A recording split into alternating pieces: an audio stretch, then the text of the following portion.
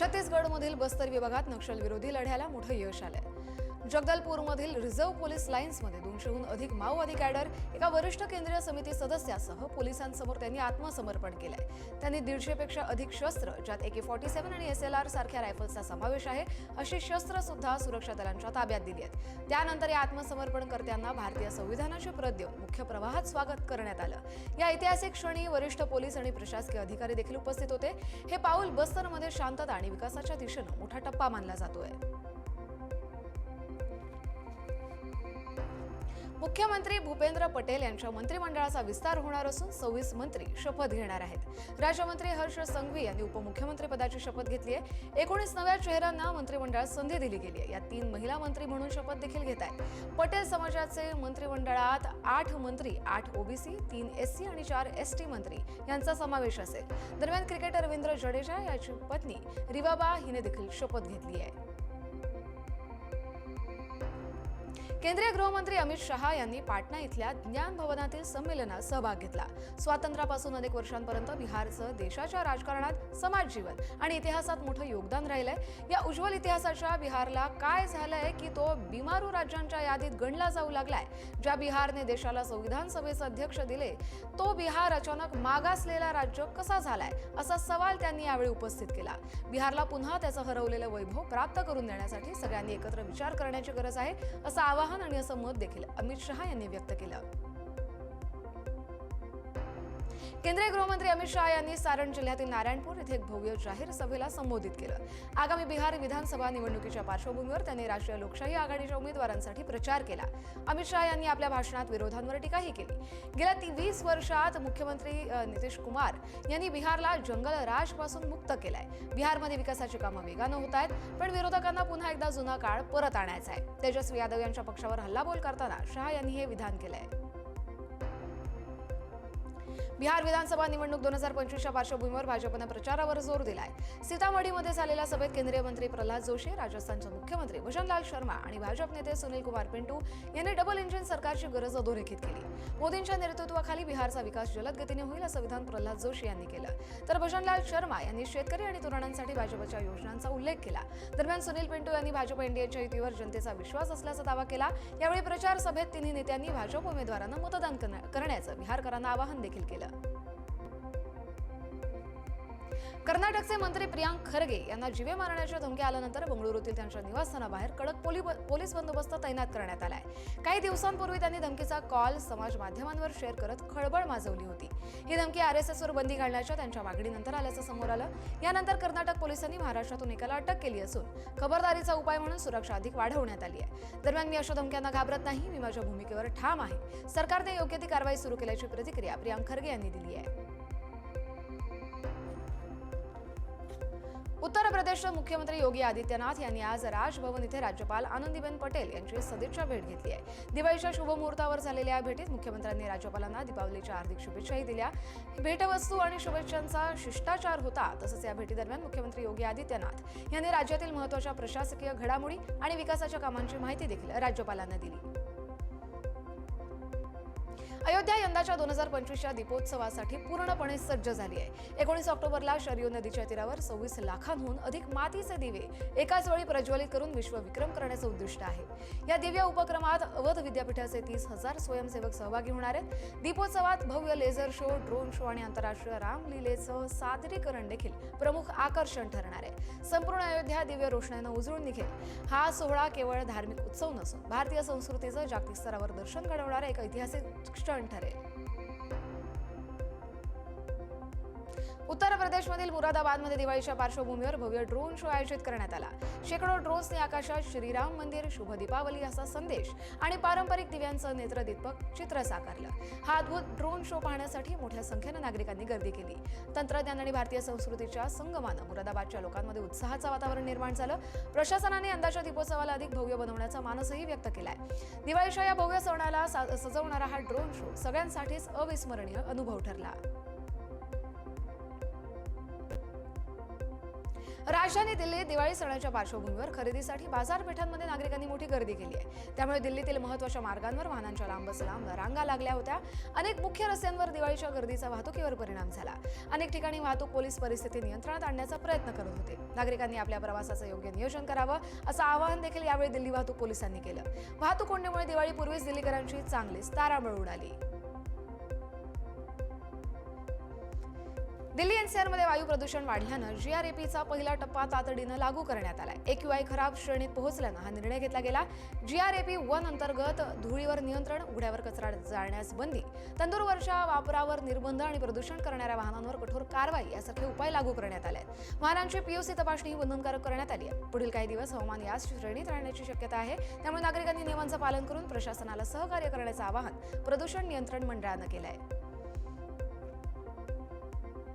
चेन्नईमध्ये All India Gem and Jewellery Domestic काउन्सिलचे संस्थापक सदस्य अनंता पद्मनाभन यांनी सोन्याच्या दरांवर आणि बाजारपेठेतील घटकांवर आपलं मत व्यक्त केलं आहे। सोन्याचे दर जागतिक अस्थिरतेमुळे वाढत असले तरी पण भारतातील सणासुदीच्या मागणीमुळे आणि हॉलमार्किंगच्या नियमांमुळे ग्राहकांचा विश्वास कायम आहे।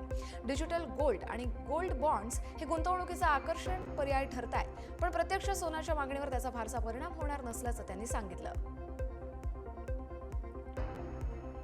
केरळमध्ये सुप्रसिद्ध शबरीमाला मंदिराच्या द्वारपालक मूर्तीवर पुन्हा सोन्याचा मुलामा लावण्यात येतोय। या मूर्तीवरील सोन्याच्या मुलाम्याच्या वजनात अनियमितता आढळली होती। यासह न्यायालयाच्या परवानगीशिवाय मूर्ती दुरुस्तीसाठी बाहेर पाठवल्यानं हा विषय चर्चेत आला होता। केरळ उच्च न्यायालयानं या प्रकरणात चौकशीचे आदेश दिले होते आणि आता उच्च न्यायालयाच्या निर्देशानंतर मूर्तींचे तांब्याचे कवच परत आणले गेलेत। मूर्तीचं शुद्धीकरण करून मूर्तीवर सोन्याचा मुलामा देण्याची प्रक्रिया सुरू झाली आहे। शबरीमाला मंदिरातील सोनं चोरी प्रकरणात मुख्य आरोपी उन्नीकृष्णन पोट्टी याला सीबीआयनं अटक केली आहे। तो सध्या गुन्हे शाखेच्या ताब्यात आहे। बंगळुरूमधील व्यावसायिक असलेल्या पोट्टीची 11 तासांहून अधिक काळ चौकशी केल्यानंतर त्याला अटक करण्यात आली। देवस्थान बोर्डाचे काही अधिकारी देखील यात सामील असल्याचा संशय व्यक्त करण्यात आलाय। मंदिरातील द्वारपालक मूर्तींना सोन्याचा मुलामा देताना 4.5 किलो सोनं गायब झाल्याचा आरोप होता। केरळ उच्च न्यायालयाच्या आदेशानुसार या प्रकरणाचा सखोल तपास देखील सुरू आहे। या चोरीमुळे भाविकांमध्ये तीव्र नाराजीचा सूर असून या प्रकरणात मोठे खुलासे होण्याची देखील शक्यता आहे।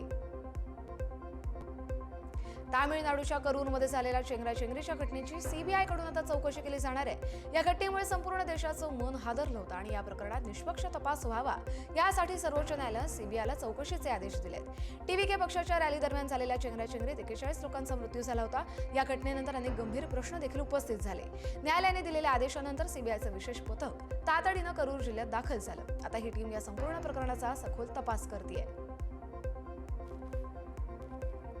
ब्राझीलचे उपराष्ट्रपती गेराल्डो अल्कमिन यांनी नवी दिल्लीत भारताचे परराष्ट्र मंत्री डॉक्टर एस जयशंकर यांची भेट घेतली आहे। या बैठकीत व्यापार, गुंतवणूक, ऊर्जा, आरोग्य आणि तंत्रज्ञान यासह विविध क्षेत्रांमध्ये सहकार्य वाढवण्यावर चर्चा झाली।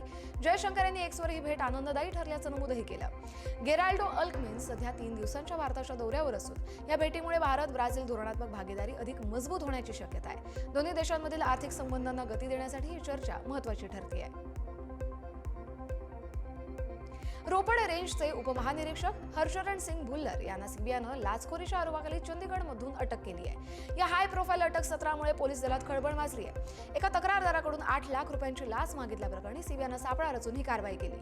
भुल्लर यांना सीबीआय कोर्टात हजर करण्यात आलं आणि सीबीआयने या प्रकरणात भुल्लर यांच्या ठिकाणांवर छापे टाकून 5 कोटी रुपयांहून अधिक रोख रक्कम, सुमारे 1.5 किलो सोनं आणि इतर महागड्या वस्तू जप्त केल्या आहेत। चेन्नईमध्ये एआयएडीएमकेचा स्थापना दिवस मोठ्या उत्साहात साजरा करण्यात आला। विरोधी पक्षनेते आणि पक्षाचे सरचिटणीस एडाप्पडी के पलानीस्वामी यांच्या हस्ते ध्वजारोहण करण्यात आलं। कार्यकर्त्यांनी ढोल ताशांच्या गजरात त्यांचं स्वागत केलं। ईपीएस यांनी एमजीआर आणि जयललिता यांच्या प्रतिमांना पुष्पहार अर्पण करत अभिवादनही केलं। संबोधनात त्यांनी पक्षाच्या गौरवशाली इतिहासाची आठवण करून दिली आणि जनतेच्या हितासाठी सतत कार्यरत राहण्याची शपथही घेतली। यावेळी समारंभात हजारो कार्यकर्त्यांसह पक्षाचे अनेक वरिष्ठ नेते उपस्थित होते। संपूर्ण मुख्यालय जल्लोषमय वातावरणानं भरभरून गेलं। केंद्रीय विज्ञान आणि तंत्रज्ञान राज्यमंत्री डॉक्टर जितेंद्र सिंग यांनी भारतीय आंतरराष्ट्रीय विज्ञान महोत्सव 2025 या कार्यक्रमाला उपस्थिती लावली। IISF हा केवळ एक कार्यक्रम नाही तर तो विज्ञानाचा एक भव्य उत्सव आहे असं विधान त्यांनी यावेळी केलं। विज्ञान आणि तंत्रज्ञान क्षेत्रातील प्रगती लोकांपर्यंत पोहोचवणं आणि विद्यार्थी तसंच समाजात विज्ञानाची आवड निर्माण करणं हेच या महोत्सवाचं मुख्य उद्दिष्ट आहे असं जितेंद्र सिंग यांनी म्हटलंय। कोलकातामध्ये राजस्थान पोलिसांचं पथक कुचामन शहरातील व्यापारी रमेश रुलाणिया हत्या प्रकरणातील आरोपींना ताब्यात घेण्यासाठी दाखल झालं. मागितलेले पैसे न दिल्यामुळे गँगस्टर टोळीशी संबंधित आरोपींनी रुलाणिया यांची गोळी मारून हत्या केल्याचा आरोप आहे आणि हत्येप्रकरणी राजस्थान पोलिसांनी अनेक आरोपींना अटकही केली आहे. काही आरोपी कोलकात्यामधल्या फुलबगान या पोलीस स्टेशनमध्ये ठेवले गेलेत. पोलीस कायदेशीर प्रक्रिया पूर्ण करून या आरोपींना पुढील तपासासाठी राजस्थानकडे नेत आहेत. ही कारवाई गुन्ह्याच्या सखोल चौकशीसाठी महत्त्वाची ठरणार आहे. मध्य प्रदेशच्या विदिशा इथल्या खत वितरण व्यवस्थेवर केंद्रीय कृषी मंत्री शिवराज सिंग चौहान यांनी तातडीची बैठक घेतली. यावेळी त्यांनी बनावट खत विक्री आणि काळा बाजार करणाऱ्यांवर कठोर कारवाईचा आदेश अधिकाऱ्यांना दिला. शेतकऱ्यांची फसवणूक करणाऱ्यांचे परवाने रद्द करा अशा सूचनाही त्यांनी यावेळी दिल्या. चौहान यांनी रब्बी हंगामासाठी खतांचा पुरवठा वेळेत आणि पुरेसा होण्यासाठी देखरेख करण्याचं आवाहन केलं. शेतकऱ्यांच्या हितासाठी बनावट आणि काळा बाजार विरोधी धोरण कडक करण्यावर देखील त्यांनी भर दिला आहे.